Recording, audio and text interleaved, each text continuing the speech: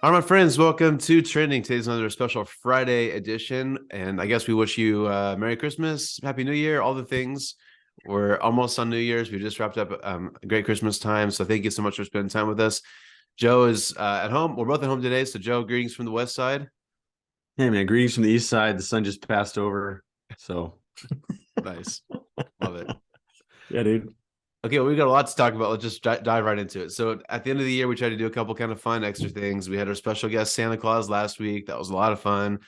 We got some kind of fun things planned for today. So Joe, why don't you kick us off? What are we doing today? So the very last episode of the year, we do our Nostradamus episode where we try to predict the future. And last year, if you can pull it up, if you'd like to compare, we made five. I've got them right here. Five predictions on December the 30th of 2021. And And we didn't do very well. Like yeah, depending how much grace we give ourselves, maybe zero. that's right. I mean, we covered an array of topics. Yeah. I mean, I'll just kind of go down my punch list, Yeah, go and then for I it. could feed you yours. So I said that somebody would wear a suit with me in the St. Jude race. I kind of hurt myself there because I changed tactics mid-year, decided to go as Ted Lasso instead of the suit thing. So that was my fault. I predicted that you'd be writing a second book. So are you writing a second book? No. Have you even started? Like, because it would count if you had like a title page. No. So No. here's well, no, I have not started writing a book. I have a couple ideas for like podcasts or YouTube channels or Instagram accounts for like a new idea, but Okay. even those are not really in the works. So sorry to let you down. That's okay. Well, that's fine. Who Two young knows? kids, Maybe man. Two young kids. that's right. And people who could do it with two young kids, all the power to them. They're obviously burning the candle at both ends. Number three, I said elections would yield younger, more diverse elected leaders.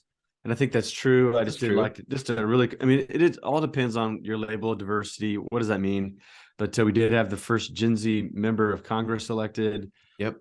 We had the first Black governor of the state of Maryland, the first woman elected in the Senate in Alabama, Hmm. and then first openly transgender state legislator in Montana. Obviously, that's a piece of diversity. At least people would dub it that.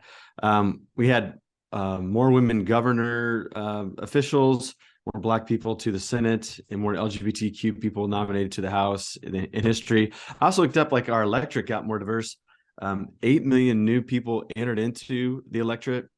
Those are 18 or 19 and 20-year-olds who could not qualify to vote in the 2020 general election.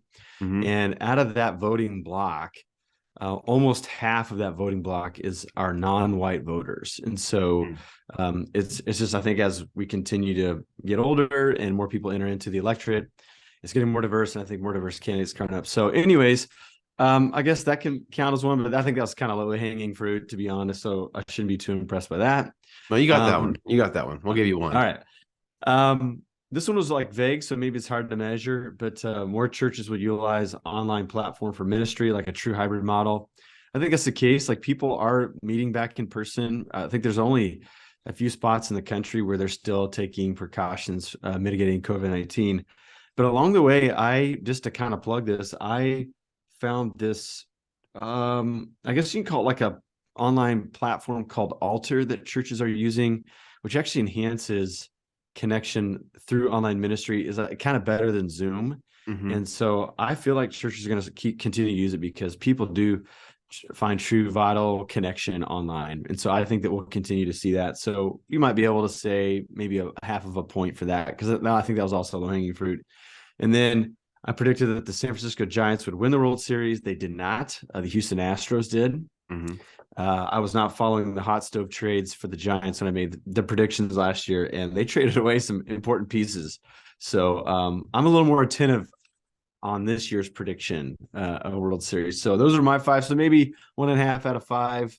But they're kind of easier ones to maybe predict. So Matt, I've got yours, and Okay. you can give us a report card, self-reporting here, It's not honor gonna be system. not gonna be good. Yeah, Okay. and I like this one. I still like this one. You said there's going to be a Cheetos burrito at Taco Bell, like a little collab. with Yes, and like Cheetos. I can't believe it didn't happen. I still feel like it's going to happen. I was just too futuristic in my predictions. I feel like this one's still coming. All right, I got you. Has not happened yet. At least that I keep a pretty close eye on the menu, and I haven't seen that come on the down the pike yet. So All maybe right, this year. we can put on the back burner. Okay, but this next one, swinging a miss big time. Kanye and Bieber worship collaboration. I don't know, like maybe. Yeah, that did not happen. However, there was an Eminem and DJ Khaled song that was on the top of the praise and worship charts. So I didn't get Oh, Kanye and Bieber, but who would have known that Eminem and DJ Khaled would have a worship song this year? So I was wrong, but an interesting tidbit. an interesting tidbit, yes. Okay, you said one streaming service would go away and a new one would emerge. I don't think that happened. I think we also talked about the possibility that some, like, it depends. Do you count bundles? Because I think we're going to see more and more bundles. So we've seen a Okay. lot of those come up. Like there's the Disney, Hulu, ESPN bundle. There's Paramount Plus is bundled with something. So again, I'm making excuses. It didn't happen. All right. That's okay. I think it's that one could be a good one for 2023. You said 25% of people would attend an event in the metaverse. Also did not happen.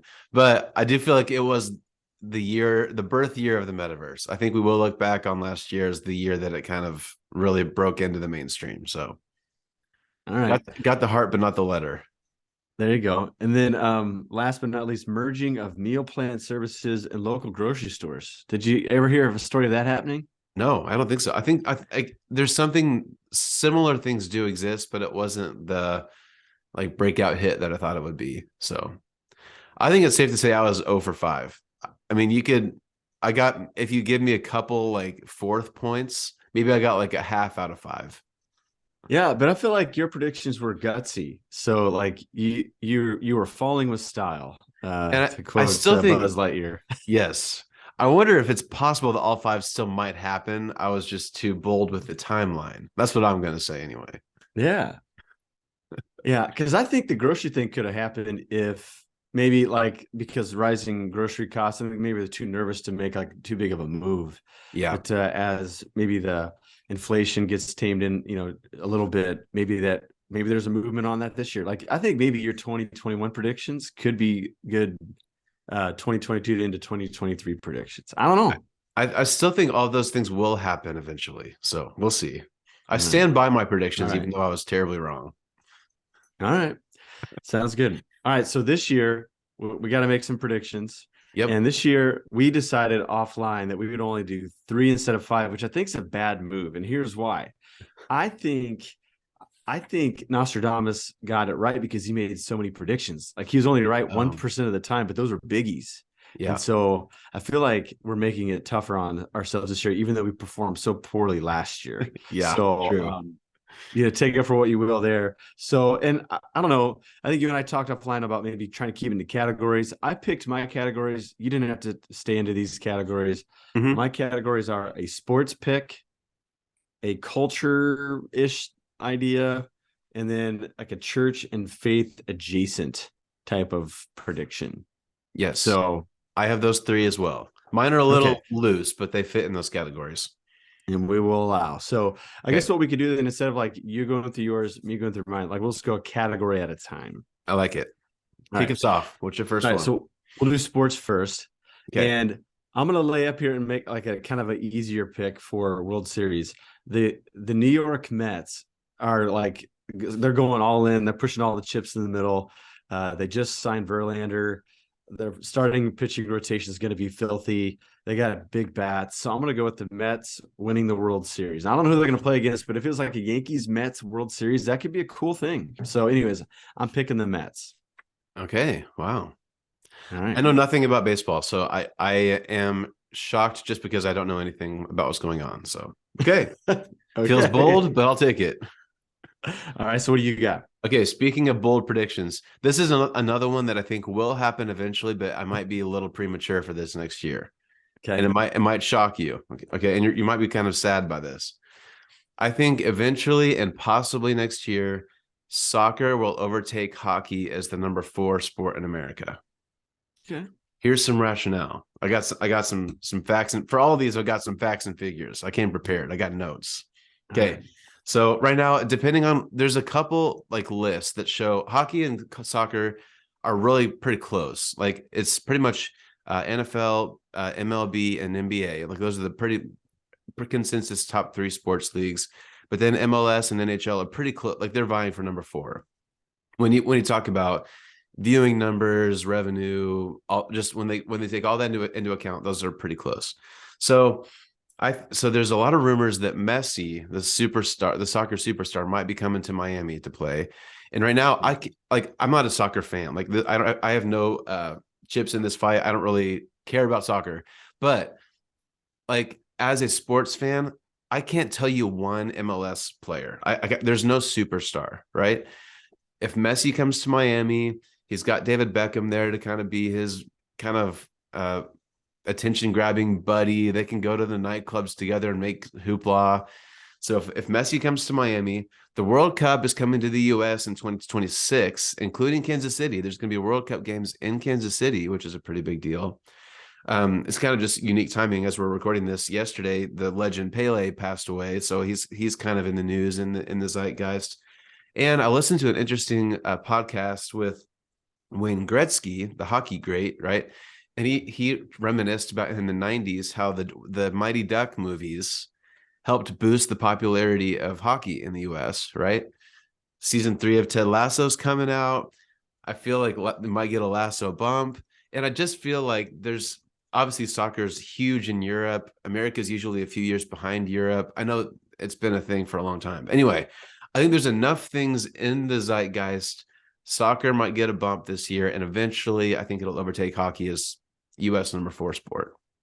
That's fine. Like that doesn't hurt my feelings at all. I didn't choose the hockey life. It chose me. It's my ride or die. It doesn't hurt my feelings. So You does it follow make both. You follow yeah. hockey and soccer more than I do. Do you think there's any chance that'll happen? Yeah, I mean soccer. So my brother and I were just talking about this. Like when MLS came in, like the stands were empty, but now these clubs started building stadiums for soccer teams in particular. They weren't just like using football fields. And if you watch like El Tráfico, the match between both LA teams and MLS, like it's buzzing. It really is. And we have many international cities. Soccer is the international sport above them all. Yep. And so I just think it'll continue to trend that way. So yeah, that's the way it is. I think if people watch soccer in person and hockey in person, like their love for it will increase. Yeah. And I think the World Cup coming here is going to be a big deal. I think so too. Yeah. Okay. Yeah. What's next? Culture is next. Culture ish. So, I mean, that's quite a big term. I'm going to kind of go safe here too. And I'm going to kind of steal from yours last year. And I heard a rumor that it seems like Netflix needs something. They're losing money every year. Yeah. And they may go all in and try to acquire or merge, or maybe acquire Paramount Plus. So I'm going to say a Netflix Paramount Plus. I don't know if it's going to be a merger or if it's going to be like the bundle, like the language that you used. But I think that we're going to see at least a dating relationship between Netflix and Paramount Plus. So okay, I think that's very possible. Yeah, there's all these rumors about they're going to start tightening up on the password sharing, right? And so, and there's a new plan where you can have it's a lower price, but there's ads. So yeah, you're right. Netflix is trying everything. So we'll see if I could see a bundle or a acquisition. Totally possible. Yeah. All right. What do you got? Okay. This is probably a huge swing, and it might be more of a wish than a prediction, but I think it's possible. I'm saying that either Elon Musk or Jeff Bezos will have some kind of significant philanthropy thing next year. Okay. Both of them, I feel like, are not having great PR years, maybe especially Musk. And I've heard a couple of people talk about how culturally and worldwide, after the past couple of years, kind of post-pandemic, like there's kind of this shared trauma, kind of wanting to come together, kind of peace mentality that's starting to kind of emerge. And so I looked up a couple of things here. So right now, there's this thing, there's a philanthropy score that they give out for like people who have a lot of money. They kind of rank and score them based on how much they earn and how much they give. So right now, Musk gives less than 1% of his income, which obviously he has a ton of money. And Bezos gives somewhere between 1 and 4%. And so there's this thing called the giving pledge. You've probably heard, I think. So there are a lot of people who there's this pledge that people can sign where they give away a majority of their wealth. So 51% or more of their wealth. Some people live off of 1% and give away 99%. So there's this kind of pledge for people who are just ultra wealthy to give a lot away. The Gates are in that list, obviously. So anyway, I'm not sure if either one of them will go so far as to give a majority of their money away, but there's kind of this growing, I don't know, attempt, I guess, to solve world hunger. And there's a lot of organizations that are working together on that. And they estimate that they need about 40 billion a year by the year 2030. So if they can collectively get 40 billion every year for the next, 7 years, they think they can actually end world hunger. Musk just bought Twitter for 44 million. So I think I kind of wonder if both for a PR move and both, I mean, these guys have done everything else, right? They've both gone to space. They have the biggest businesses in the world. I wonder if, especially after a low PR year, they might be a little bit more interested in giving back. And I'm not sure what it'll look like, but I think one of them will do something good for the world next year. Yeah. Well, that would be a positive thing. So I'm like hoping that that's true, right? Yeah. Yeah. So according to the website, the 2010 founding pledge letters were written by Warren Buffett. Yeah, Warren Buffett, that's right. And Bill and Melinda Gates. Yep. And I think Bezos's ex-wife has already pledged a bunch of money through this too. So like he's also got a little bit of social pressure, perhaps too. Yeah. Right? We'll see. Okay, yeah, man. I like it. Well, let's put that one down. I think it's going to be good. And then last but not least, church and faith, right? Yep. There's a lot of good things that I think to expect. I mean, I've been looking at some of the year-end stuff that Barna's putting out stuff. It looks like church attendance up, and actually like charting like generational church attendance, like millennials, Gen Z is up, boomers is what's down. Who knows what the causes of that? That's what they're charting. I just think that I think 2021 and 2022 saw many significant leaders come out and say that they're kind of deconstructing their faith or they're leaving the faith, trying to explain why to their admirers. So I'm just predicting that 5 more bigger name Christian leaders will announce this year that they are more open. They're deconstructing, they're changing some views. They're admitting that they preach this, but I don't believe it anymore. I just think that we're going to continue to see that trend. And I think there's many reasons for that. I think in general, it's a kind of a natural phase of a growing faith is to you're challenged and you think to yourself, well, I'm probably less certain about that than I was leading on. And so I want to think about it again. And a lot of it happens in private, but sometimes people do it within community. But I just think too, like there is just a continual renegotiation of what it means to be Christian in public in American life. We're seeing the rise of Christian nationalism. That's just so not appetizing to so many people. Mm-hmm. So they're saying, well, if that's not it, and that's been the main option for quite a long time, what does being a Christian in public look like? And I think that's going to be maybe the doorway for some people to rethink some of their faith. And they're going to find that that's attached to other things theologically and in practice. And I think that they're going to begin to renegotiate more than they had planned on.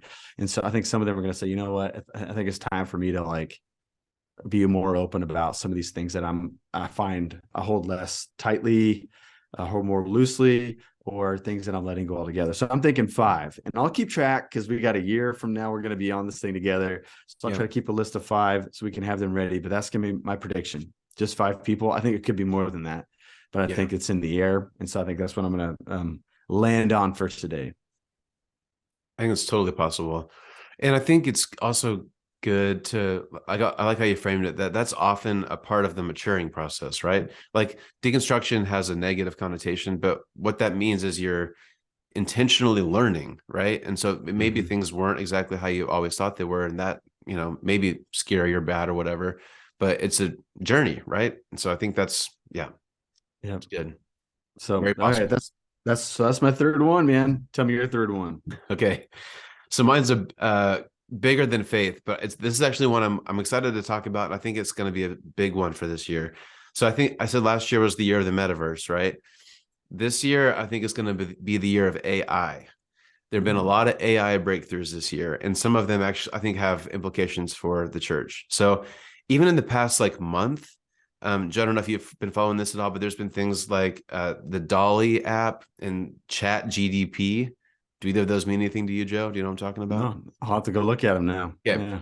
So I'll give a really quick overview. It's a big thing, but Chat GDP stands for Generative Pre-trained Transformer. Very nerdy, but it's basically like a crazy smart computer where anyone can, if you just Google Chat GDP, you'll find the link, and you can type in anything and it gives you an instant response through AI. So you can ask it a question and it'll give you an answer, or you can say like, write me a short story about bunnies, and it'll instantly pop out a story, or write a poem about this, or write an essay about the future of AI in America.